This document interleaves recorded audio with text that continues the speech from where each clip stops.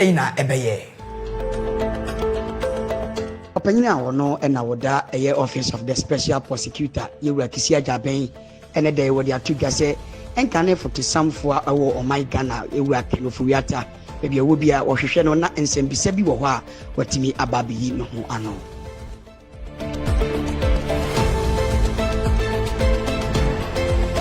sisi a me no kasei ewo dwadie Kasiebo no tema oil refinery a omo ene hwe fango so nsem ewo oman Ghana yimu omo etira yeye masisi a omo nya opanyini foforo a obeye kwankyerefo no atoto eniema owura ye fe no Sulemana Yusuf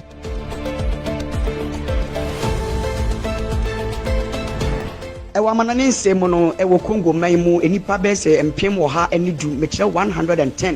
eni etutu ato wonsem ni nyina ne se enipa bone yefo bi omudi atuo edi won dwuma no sisi ade yeso omo afa aye Kongo man na bo mu bo a amatemamufo eho akire wo mu pa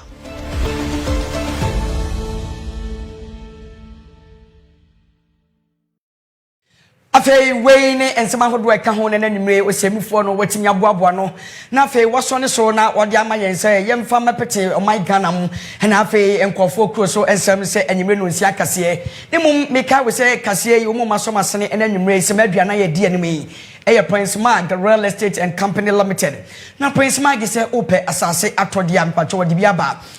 dawa Shy Hills and afei su Chopoli na ni nyina no eye 20,000 Ghana cedis pepacho ubehu yen ewo eye assignment Lebanon Police Station omo kwanta no so eho na ubehu yen pepacho je eye numbers ye na frɛ yen 0594 795096 0594795096 ebio SA Stanjay wasi ebeda mattress so na yani etimi agye pa dia ne nyina no eye wono ne mattress na okofa ade aba no na ni gisem ne se mattress no ye wode oda so a etimi massage na fe yare bia ne ho namba bi biara ye wo ya no ne nyina etimi efi wo so kɔ tumrikai na fa wani kire ba bi biara ye ton mattress ni titiru ewo kumase no obetimi ehu yan ewo Anroga Junction sanso na wohwima manfrom eno ewo barekese kwan no so ho nyina no SA Stanjay obi ewo ho no mo afei eye mantem edunum a aka no ni nyina no so osan ewo bi ewo ho bacho se adwumakua da woroma na enwume no osia kase o mo so yasene ni enya hoden ni ye de kase ebro se o so obetimi edi machi eno eye Facebook MBN 360 bacho eye Facebook YouTube MBN 360 bacho ehon so eye YouTube na ubetimi edimachi ewo ho na fe wadwenche no udi gu ha every papa mu no ye begebre na fe yetimi akenkan edi ama wo semadua ya eda ni mumi ambedi dwuma de nyina ho twea me ene anwumre medin ede Bekwainii Abrantie Oheneba Asiedu me gyan we so no madane me ho semante tebe se dubia ba afa mi ba kase ni nkyeremu ebeba me ba sisia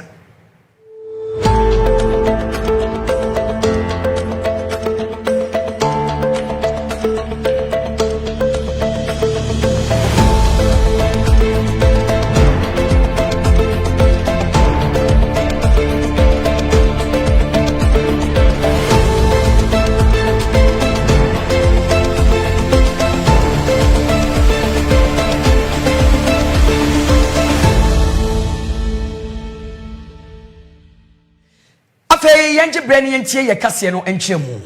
se wobeka ya awie ewo ye prem to be kase mu no eno na yenya eye animanim ya nsem bia na ekoso free special prosecutor aso ye papa ye fa no Kasiebo jaben ni nyina ne se no wahia nsem twefo a wo man Ghana ma de to Ghana fo nyina nim se yenke kan kire papa ye fa no eye ofuriata enkane fotosam ni se eniema bi eni dwadie bi a wo ye awo na penso no o ma hwehwem emfie miensanie na sabe de eniema bi anto ye enti wono Kasiebo jaben no eyade a wo hwehwe ba bia o kan ofuriata wo bia omra no woni ni nsi adwa na fe nsem bi wo ha o meyi ne ho ano ewom enimre ya me no kase de sisi ade nsem twefo nhia mu na kwahwiye eno na oye special prosecutor anase special prosecutor me ba cho wode etu dwa se ampa asem na o kan no san gina so bio na afi de obeka che ofuriata se ba bia wo bia no omra na afi nsem bi wo ho ne kwan du bi wo ho a wode abona obetimi aba bekyekye ni mu na afi abayi ne ho ano abra Kasiebo jaben ejina simpie so one nsem twefo ne Ghana fo nyina kasa no nsem nkyeremu no sei ena wode to Ghana fo ni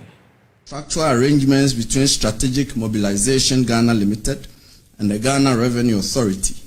for the stated objective of the enhancement of revenue assurance in the downstream petroleum sector, upstream petroleum production, and minerals and metals resources value chain. 2. termination of a distribution, loss reduction, and associated network improvement project contract between the Electricity Company of Ghana Limited and Beijing Xiaochen Technology BXC. 3. Procurement of contractors and materials and activities and payments in respect of the National Cathedral Project. 4. Activities and payments in respect of a contract awarded by the Ministry of Health, initially commenced by the Ministry for Special Development Initiatives to Service Ghana Auto Group Limited for purchases and after-sales service and maintenance of 307 Mercedes-Benz Sprinter 305 CDI ambulances for the National Ambulance Service. And 5. Payments out of and utilization of the tax refund account of Ghana Revenue Authority. Ladies and gentlemen of the media, the fugitive's name is Kenneth Nanaya Oforiatta. Mr. Oforiatta is 66 years old. He was the Minister of Finance of the Republic between 2017 and 2024. Mr. Oforiatta left the jurisdiction on or around 2 January 2025. On 24 January 2025, the OSP communicated to Mr. Oforiatta that the OSP considered him a suspect in respect of 4 of the cases described above. Mr. Oforiatta was directed to attend in person the OSP on Monday, 10 February 2025 at 10 GMT for interview. By communication dated 31 January 2025, Mr. Oforiatta instructed his lawyers to inform the OSP that he was out of the jurisdiction indefinitely on medical grounds. The purported medical letter transmitted through his lawyers to the OSP did not state so or demonstrate so.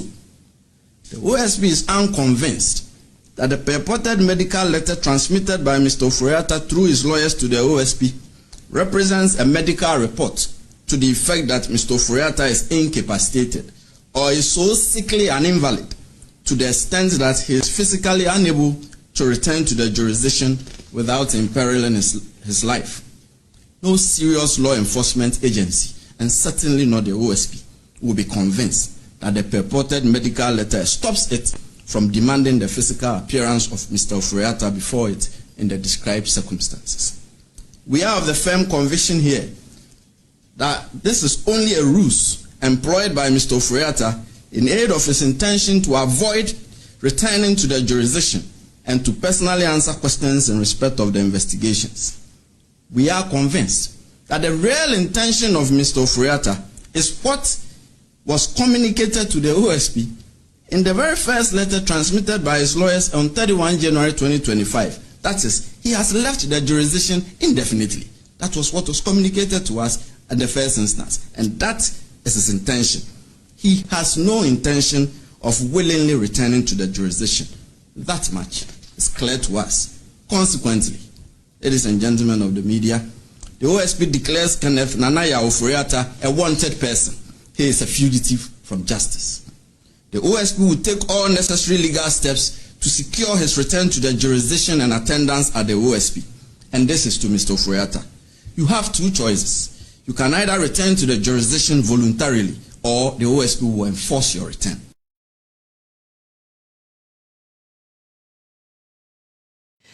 Yes, everybody, obi anku awa wo bewu enti we no utwu muni abetre ye pema opa no misuo grama oba be yi nsem bisa bia no na afei wahu se ebere wo hoye ni nka so na tumi eyina ye wo dia ekina esesa wo dwane wo da wo mpa so kra papa wo beba wo na oba be yi nsem bisa bia no he dia kire eye special kwasi Peter sana me ma me wo ka no wonim ka ndum no fa ne special kwasi Peter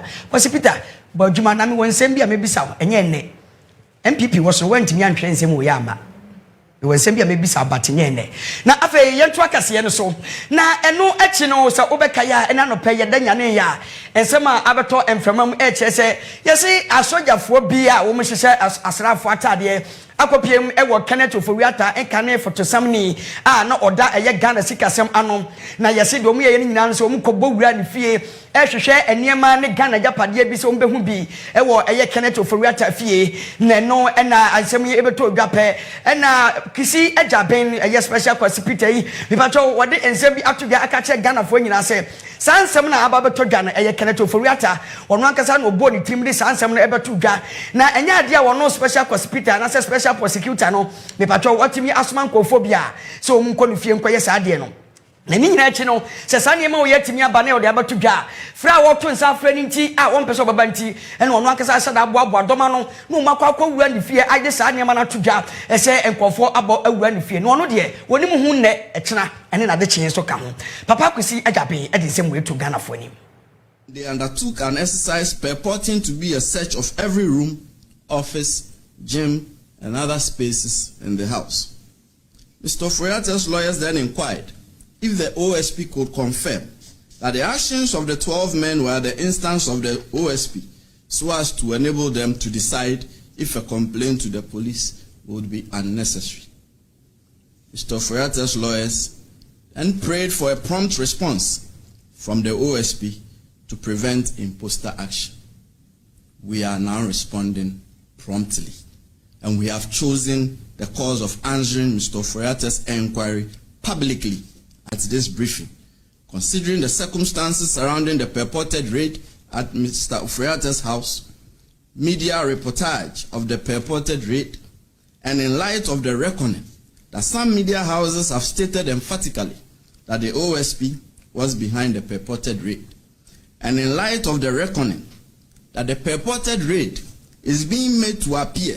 as if it was some untoward action by the OSP stemming from some contrived vendetta held by the OSP against Mr. Oforiata. So, here we go. And this is our response to Mr. Oforiata directly, but through you, the media.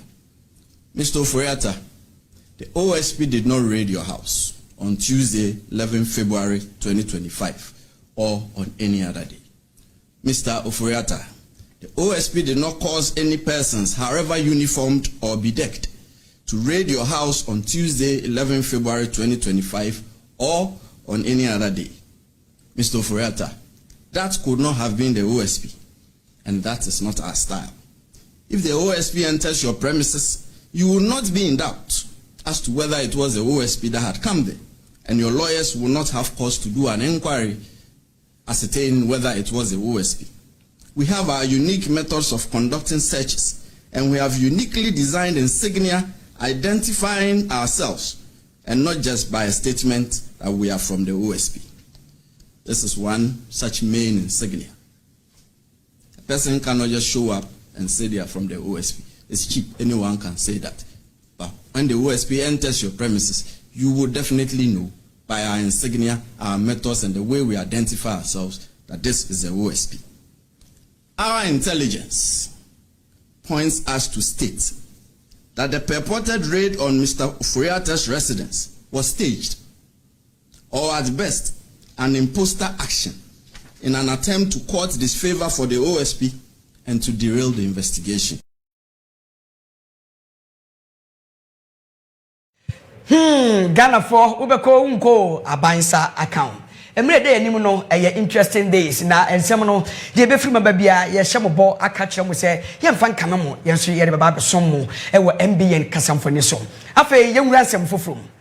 ye fa nkopiem ewo otim mantem ho na afei ababi a ye fe no Nkwanta South sisi amene wo kasa yi arehosem kase pa na apiem ewo ho ni nyina ne se yese basabasa bi ekoso ema enu anadwo no de okopiem ewo Nkwanta South etuo ene ase kanhwe na afei ema eno na ekoso ewo ho sisi amene wo kasa yi Nkwanta South okopiem wo ho a asojafo ene asrafo na akɔhye kroni ma se de be ya umbetimi abokro no ho ban na afei timamufo nso omunso etimi anya asomdwie na yese abra basabasa yi etimi epiem ewo Nkwanta South no abrewa bi ana ye nua bema bi na wo baby a nitiri anye ya wadi emfie aduanan miensa sisi ade etuo etimi akasa no e ma sisi ye no kasa woda St Joseph Catholic Hospital a eno ewo Nkwanta South Nisantino, never say a boy who more than enough for your room, near share at the airport in money by ya, a mass our how ne at Rencham way, let me call so ever and Quantas out. Nisantino, Afe, Yagramu, ever and Afe, Yasma, your name seen is on quite, not Afe, on Concoche and Summer Ecoso, ever and Quantas out, said a baya, as some J. Ebetimi Epium ever. Nano and I Abdul Razak, and a tree and him ever Kasiebo, we say, Ampa and Manimia or Coco PM ever. Now, Coco PM, Basabasano, and Yadia, and no betting about for many. Ne santino a police for ne asrafo a wo mo o my Ghana mo e de ntentem etimi e de wo mo na yasifo ma sesi ade wo makogu ekronum se e ma se bill na afi wo mo hwe se etuo entimi nkasa na afi timamufo so betimi anya wo masomdwe na wo motimi agina so na eno na empanyifo de atodwa se eni manim ya se de be ya asomdwe betimi aba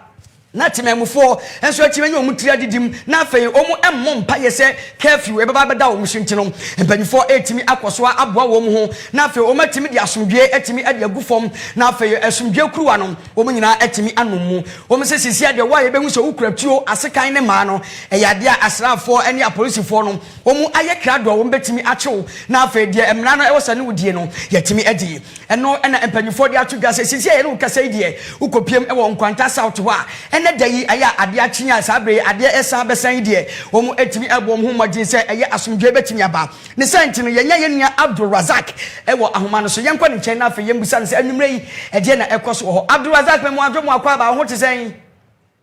nyame adwo me ho ye ye da radio ase anumre ba bia wo ne yen kasa firi no wo gina ba bi ye de baby am again na kase okay ede yesuma wo se di asem ye chi nkwanta south ede na ye tie etuo ene asekan ene ekoso ho de na asi yo bakase nkwanta south me ti mo fast bi na man mo me so e wa hase bakase afi share na enye beje e wa hase ama ko bi na etam e try the winner section na mo let's say maintain party starting on concept admin the graphic 2023 no and I shall say na and started keep Koreans it's about the more but the method to keep the Kronos amount for from 8 o'clock p.m. no sorry 6 o'clock a.m. Now, if the research happening with concept out here, shall see January no more. Now, Muslim for Mobasi, one is to be Amusi, Honmana, if a boy will go to a farm of bed. Be anti arm with her belly, and also be anti arm prayer. But I'm not police for taking investigations. Among investigations that I figure out think of which other kind of body now for 2000. And I'm so addicted now, the airport to ever could be anymore. On a Tuesday, now Thursday, happening Sunday. It is Tuesday, no, addicted Tuesday, now Kumu, I said, okay. I'm not dying to know to the airport, so I'm maybe if I'm trying, I'm in a rush hospital. I also got in a bullet in the air, saving me for a one man, bullet in the now, every part of Numbeca in Quanta, now, Nema Atanipa, Ama Bebrina, pull up. Munyema after Korean crab Brena, so FA Brian. But that is good government institutions the Brena uploaded down every time happening so and say Ama health sector not more I think so health director. That's what you say. Now say never person quite also about the thing that do for Mumbai and that's what on the Mumbai. It is the health workers be a very crazy man be said about also be say the efforts are very critical. It is maintaining as my reinforcement in Kwampo and my own happy until I'm not coordinating the national security coordinator and put a year of Quantasia 1 year and 24 Bina Kasai. Until I'm not come Abakaka security for an article control of the tower. The Catholic that's in the power would make it short. Situation okay, I'm what was not more alternative properties now Akan what me up with the paper area in Quantatu. Nathan at the Makasoba Timo area could be more come and I say at the bro Abba. I'm for a day or more to my factor. Now, when the people say, I'm making me I resolve it, complex nothing near airport, maybe the answer to me for so ever a program. Razak mami embisa wansa na majawa ma wakọ sisi amanebo a wodi aboye kyese obia etuo nka obia mane mfrim enya saa Ejeka the first happening and I remember say it's uncle there but as time goes on the second which was Wednesday Thursday was I mean not easy I say and my probably now remember say out of about 10 and a try a couple hospital 5 I'm actually one quite okay that is happening fantastic okay I thought that we get to know that matter okay we are okay it is here no me no ka say ekurom ho te say o che problem no make matter come because it's a security for the be na okay for opposed for immigration strike okay now more okay Abdul Razak e be say ubedi a che bi foforo bi aba na emfa nkame ye na wo de amaye why mo eno eye nam sini ewo eye oti mantemu eho eye Abrantie fe no Abdul Razak wono ena basabasa ekoso ewo oti region enkwanta south no eno na waboye mu wase nipa du ena fitiase no wo mo etimi prepare ya na odin na sisi eno kasa die emunum die o matwa na nanam ewo nsie do ema sisi asomdwe etimi aba sisi ade kro no emu ayedin yento akase no eso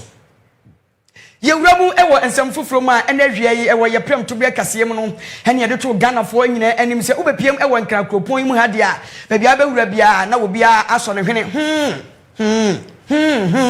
ni nyina ne se ye nyam from papa enhome enwura ani efi ena adokoro nkraman no te se sabi dokoboa adokoro aboa sabi wawuo no ne santi no ene da isa asem ye ebeto odwa no na we se ye soma ye nua ye Daniel Suku se sa asem ankofo eka se efi adokoro nkraman no wondi akire asuku di akire no emu nkiremu ene hwehwemu no sei na na tie MBN TV eguso a yedi yeni edi enioma bia eya eha oman no impuntuo no echi kakra ni ye hwese ede na ekoso a ehu behia se empanifo ebeto omani na omode ahwe ebi ye nsuo sem kanea sem akwan ene eso jojo ene nsem a akeka aka ho na wotwe mu na yedi yeni edi echire be te se yesi afi mu no eye ne ye frɛ no enwira ene ahonidie ensem ebebi a ya sha ase wo papa yedi eni etumi edi echire no de betumi esisu people eye nkrampumpuni mantem ha se sesia no obehwe nkran ne ekoso a abote kakra esanse edwom na obekọ beebi a ahyen edi atwentwe na obefa lorry kwan so ene importe mu a amanfo de embra ahye omonsem na anwe omankasa epe na omoye obi bantwe a obonse enwira na yesum na ewo ho yeja obia ensesa eye edwom nso saa na yede enwira egugugu beebi a esene na ense ne ehunu se pempi no se ye public facilities no te se edwom ni ade na enioma ewu akade a yebehia se yede be ye enwira ho edwuma ne yede akora se ne be ya enkoye efin dododo na enkofa yare emba no eno ebi enhyeda enni edwom bebre saa sisi ano ne ye kase Ghana nkrofo egusu a yewu ewo eye cholera ayemtuo yare ho a ne nyina yesi efi ka ho na edeba eno nti na ye kase no yetumi etu yeni esi so a ye hwese ede ne ede saa nsem nyina eba eno ane se yebesisi hospitals ni abodewuro no anase timemufo so ewo kakra ewo se omoye nanso akwan ne bebre a yede yeni ekire so no ade a iwura afaso sara na edwom ne enioma eye drains gutters no dodo na na emu echoko anechese emu esi bonse ewura ne ensuo ne entontom ne ade na eko nti apamuden yare adwumayefo omo akire ense ne nsunsanso a sansem no ede ba enu nti na MBN TV ye hwe nsem no baako na ye de aboa mpanifo se ne ebe ya omo betumi etu ho anamo na omo di yenkan so ne ya hwe na omanti aseman Ghana enya ne ntuma pa efra ewo ahonidie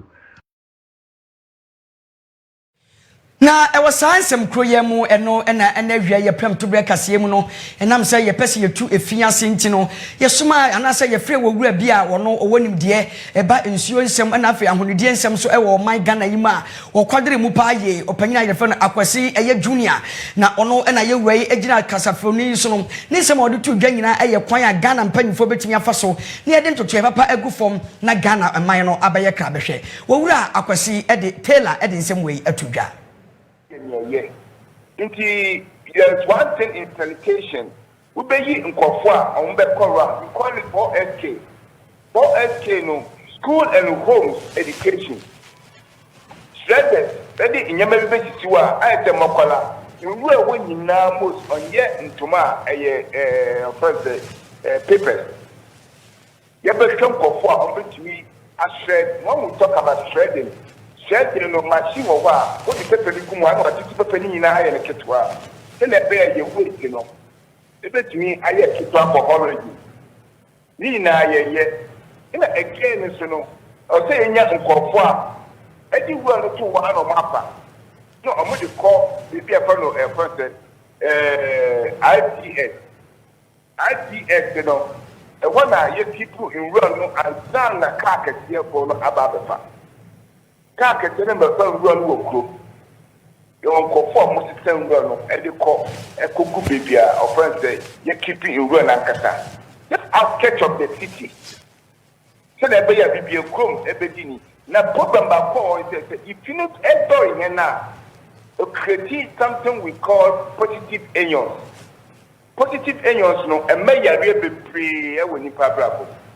If you not get up on a yen to yen, no, a 10 man yarima a buying for hoka. Eddie Sayari. You can't enter a dark canoe, then for expert. Not only you that beneath your every year or minor ever dinner. Na owura Kwasi Taylor Junior osanto aso hede ekwanya mpanyifo befa so na fe enkan kropon yi mu no won betimi asiesie kuroi amana baye kra behwe na mu nso ayefe hede ama oman Ghana o che ebusen Abubu Yahweh o free AME within the projection Abubu Yahweh free of birth or Kakwi nti obi okakwi a obo say Abubu ya ewuro we the coin. Okay. So they able to me as supervise or monitoring. Okay. You ba mo code number. E mo e first color. Okay. Ah, obo say ayawa so word. Abubu ya do blue and white. Oko ema Abubu ya red and green. Okay. Then you mean na obama it me am monitor how omo rate omo wait, you know, okay. And the cocoa motor will check baby anyway. Again, you know, can you ever me an expert open to me and monitor how we can. Yes, tuning now, Kwama, if it's not starting from Akan Central. Okay. What they run, everything. Okay. Now, example for no, I'm what they call the other area. Okay. Marketing area. If you are Yaba, if you're any fund beautification. Oka edembe street no oka edembe send bomwa no oka say flower player or gardener onko ye say djuma no wo omo fund you a osome nipa 10 no nto wo nya sika entua tu gardener sika. Okay. Ebema ekwan no mu I fine. Okay. The moment so a obi manage wo no omo kwan mo fi fund that is MBC. Afe yemfri sa ensemu na yemwura mu ewo ensem foforo mu a se wobeka ya ye papa eye nana adeda nkwa kufado na mamuo mu no eye ada ne dan nyina se ye bedi Independence Day a eye na efri eye mantem we na ekọ mantem we na ekọ we etina da ne dan nyina ye daadaa no ye ndi no ewo baabi faako eno ena His Excellency John Dramani Mahama ene day wonam ne kasama for so Felix Kwatwofo so dia beto Ghana fo nyina nim se omu bae no omu hwe nkrata eguwo mu no eche se ye dada Independence Day di free had kwa ha dane da nyina ekakese pa ena ya na Ghana ebo ne senti no wose omu hwe ye afi atwa mu no Independence Day ye di ye no Ghana boka almost million no makoma 15 million Ghana cedis eno ne eka edo ho ne senti no Papa John Dramani Mahama what they are two a name say afi Independence Day no saa adane no enya ade a ye bekọ so adane dane ni biom wo se saa dwumade no eya ade a ebo Ghana kaye pa enti ode ne nasi from na afa tim tonchan watwam saa adane no enko so biom na mum do obeye ne se obedi Independence Day no ewo eye Jubilee House ono akasa ne fie ho se de ebeya ye betia bobwa sika no na sika ekọ ensuase na afa ese no Ghana betia nya bi ade aye mpontudwuma asem ne nkyere mu no sei na na etie. A significant ceremony at the presidency, and this will ensure that we minimize the often huge financial implications that come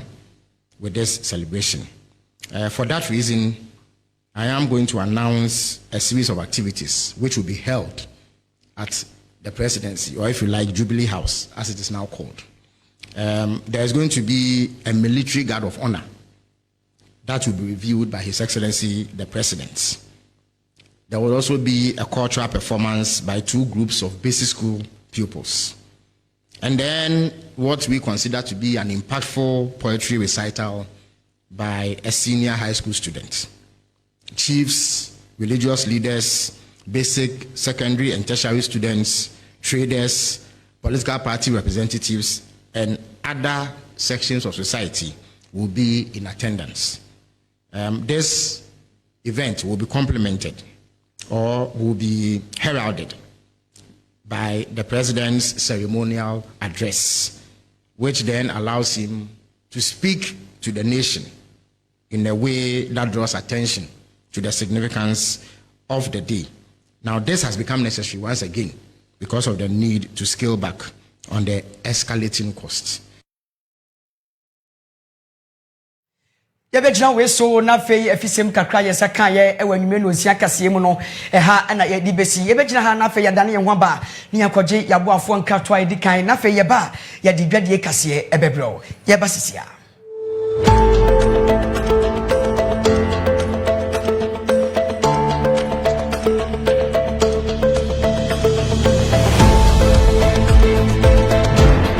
ofa academia na me de ba any media but who dey understand no media na yeda abukra me me so dey na papa e bia fi sam na use ofi me use white ticket white ticket ina me niema de mental bia this ti atavie ni ade e yifi utimi e use washing machine edisi me mu nso de e mu sham papa and you walk the other perform you go the other clean your glass any kitchen ofa means me kwada roma be the same be I mean na tadi no apa ba e patch up what tadi look neat every time any dawo dia so wipe detergent and what would be a physically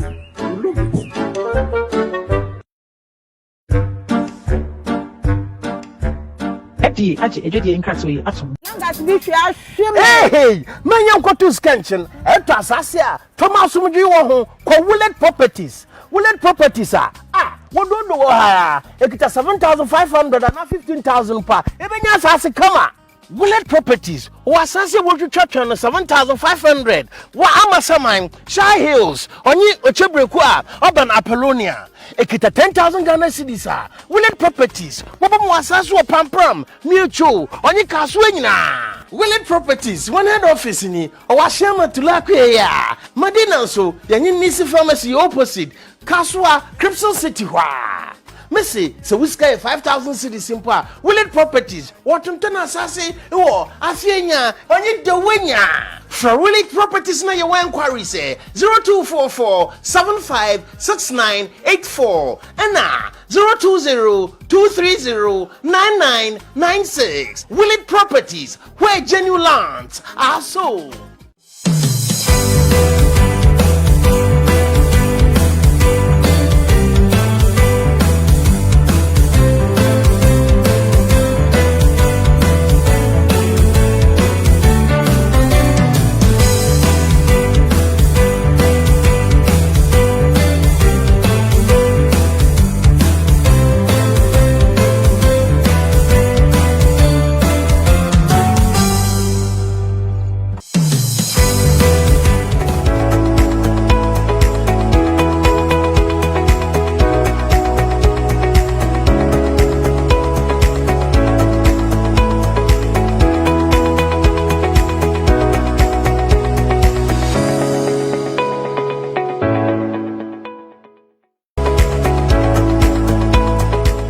afei mame ma wakwaba na ewo dwadie Kasiebo no se obekaya ene awie ye hye wunkran na afei ye de to wanim se ukopiem ewo tema oil refinery ai wo ma Ghana ma ye fe de to na sisi e de opanyini foforo ana waba aba bedo aye se adwumakoi ano na sisi ame no kase sisi papa no aba bedu opanyina ye fe Dr. Yusuf eye Al Hassan na ene de ye nsema wode etu edwa enyina ene se adwuma de ye papa John Dramani Mahama edi amano no eye ade a wosom ye pa na afei wosom ginam na afei okache Ghana fo nyina so obetimi aye adwuma no na bra Dr. Yusuf eye Al Hassan Sulemana wogina simpie so na okasa no ensem we na nchemu no ebaaye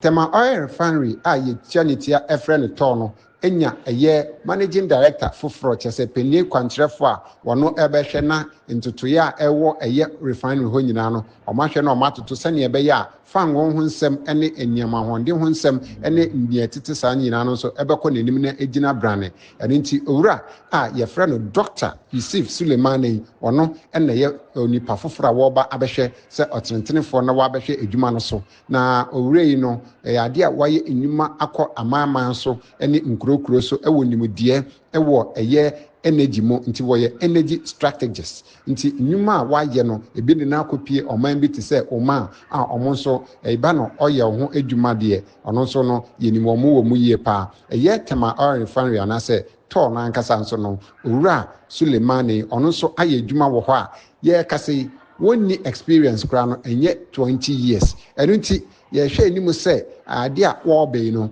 wo ba na wode nsakraye eni mpuntuo ne nkanko foforo ebeba eye tema oil refinery nti ne efi ho eba no se kame akoye se ne ba wo ba no de nneoma foforo eba eno na dodo na enitimemufo ekase we de mo eni yo congratulatory messages nibi na every eba na obia ewose ne yese wo be nkunimdie na wo besum Ghana edi atum sane ebeya Ghana fan won nsem so ebekoye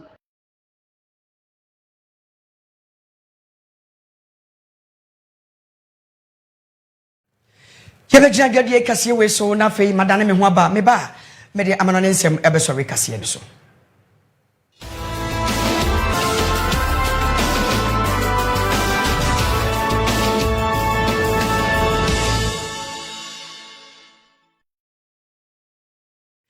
afei ye sori Kasiebo so ewo eye Congo man mu a se ubeka ya Congo man mu ye ade adane da nyina ntokwa kese pa ene ekoso ewo man mu eno ene ye sisisi enipa boneefo bi ekotehye nkonfo bi so ewo Congo man mu a menu kase enipa bese empem wo ha ene du mekire 110,000 a sabe na omu nyina tufiri omu fia na babi omu betena kwa no emu ayegye ade ama wo mu sisi a menu kase de yese nkonfo no omu esamba wo machi na afi mo bepe babi papa atena ebekɔyie anase enkoyie emu nchemu ni nie Asradom bia omono enhyeda enye abane dia a ebi mususu se Rwanda fo na ebo mochi kutupa na womo ye se ne ombeye no ewo Congo epie afemu ho no sisei no ne abetodwane se enkrofo a eboro be se empim mienu eye 2000 na enam san nkrofo insaso ma nkrofo nyina ahwere omonkwa ewo emre kakra etwemini na obehwa ukoduru ho a eye ade a beebi a enka Asradom etu omususa na nti omunya beebi entena no ya ma obose omontena no san nkrofo asa etu ahye omuso a ye kase enkrofo be se 110,000 na chese nkrofo hu ha bebre ena sisi omuni atitu aka omonsem ewo sa empatemo ho ewo eye Eastern Congo anase Congo epie afam ho eno ena M23 foi ometu omuni esi omso nkrofo omunya botokra emfakra enshim eno ena UN4 ne nkrofo eka ho kire se we de eyade ha adwe eninti empenifo hwe na omonfa omanamo ensi bebia eye na sa M23 foi emma eye nkrofo ya omododo bebreyi emma wo number miensa pe se bebi a yede omo akotena no kra ebeye na obopa maso ndia omompa bebi foforo na omomfa omani nkyire a ne nyina no amafo susu se enipa fa hodie na ye tietia so ewo saa empotemo ho a eno nso akoye ni ewo ho saa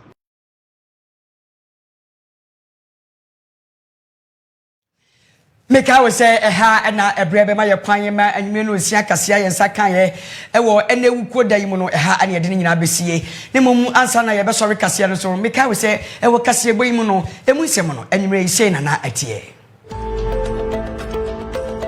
opanyina a wono na woda eye office of the special prosecutor yewura kisia jaben ene dey wo dia tuga say enkane foto samfo awo oman Ghana yewura kelofuwiata ebi ewo bia ohwehwe no na nsembisa bi wo ho a watimi ababeyi no ho ano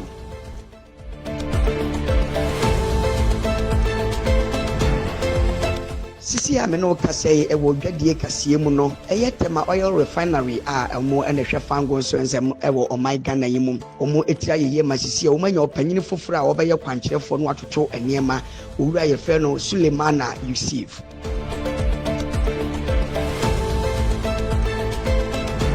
ewa manane nsem no ewo Kongo maimu enipa bese mpem wo ha eni du mekire 110 eni etutu ato wonsem ni nyina ne se enipa bone yefo bi omudi atuo edi won dwuma no sisi ade yeso omo afa aye Kongo mana bo omubu a amatemamufo eho akire wo mo pa